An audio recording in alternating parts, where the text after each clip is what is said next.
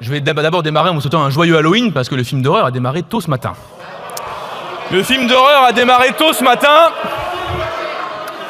lorsqu'on a entendu les propos successifs de l'extrême droite tenus en tribune ou au micro.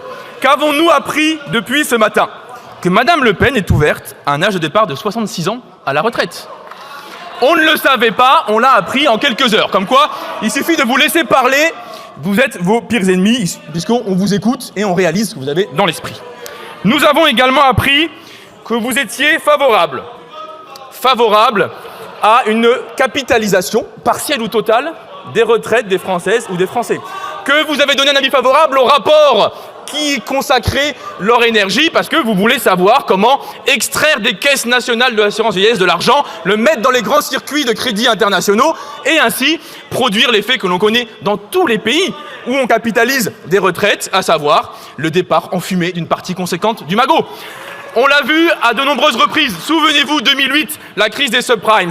Vous avez aux États-Unis, à l'époque, 2000 milliards de dollars qui disparaissent à cause de la capitalisation. Voilà votre projet. Des gens, toute une vie, mettent de l'argent de côté, tout disparaît. C'est le projet du Rassemblement national.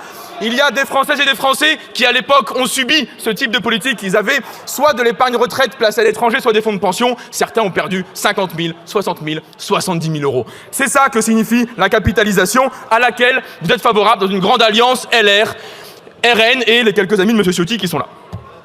Alors, on vous a également entendu nous parler des manifestations de l'année dernière contre la réforme des retraites, que vous avez qualifié de bazar, que vous avez critiqué ou d'actes violents. Je crois que vous confondez avec vos amis du GUD lorsqu'ils font des défilés. Mais enfin, une manifestation, c'est quelque chose d'organisé, de familial, de paisible. Visiblement, vous n'avez jamais fait de votre vie. On comprend, vous n'êtes pas les bienvenus, mais n'en parlez pas quand vous ne les connaissez pas.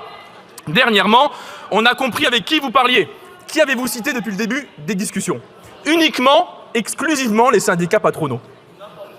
Donc, on voit très bien vos interlocuteurs sur le marché du travail. Ce sont les patronnes et les patrons qui se refusent à mettre un seul centime dans les caisses d'assurance vieillesse, ce qui n'est pas le cas de la plupart des employeurs et employeuses du pays, ce qui est le cas uniquement de celles et ceux avec lesquels vous travaillez, dans un souci, on le voit avec M. Bardella, de pouvoir avoir l'apport financier et moral des grands monopoles privés dans le cadre des élections en France.